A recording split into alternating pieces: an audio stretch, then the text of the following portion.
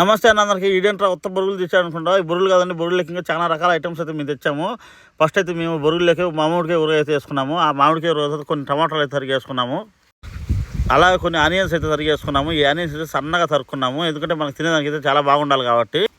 అలాగే మేము కొద్దిగా మిక్సీ అయితే వేసుకున్నాము. ఆ మిక్సీ తర్వాత కొద్దిగా ఈ యొక్క కారపొడి అయితే వేసుకున్నాము. ఈ కారపొడి అయితే మేము చాలానే వేసాము, ఎందుకంటే అందరూ కూడా స్పైసీ కోరుకుంటారు కాబట్టి మేము చాలా కారపొడి తెచ్చాము, మొత్తం కూడా వేసాము.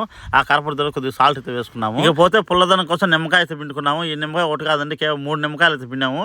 ఈ 3 నిమ్మకాయల తర్వాత ఈ మిక్సర్ వచ్చి బాగా కలిపేసాము. మేము ఒప్పక కలుపుతుంటే మా వాళ్ళు అయితే చాలా ఆత్రంగా ఎదురు చూస్తున్నారు, ఎప్పుడెప్పుడు తినాలి. మొత్తానికి అయితే ఇది కలిపేసి పుట్టుని అందరం చేతులు పెట్టి ఎలా అందరూ తీసుకున్నారు, ఒకటేసారి తినాలని చెప్పేసి చాలా ఫాస్ట్గా తినేశారండి. మొత్తం కూడా ఒక 5 నిమిషాల్లో లేపారు అసలు ఈ మొత్తం ప్లేట్లు కూడా.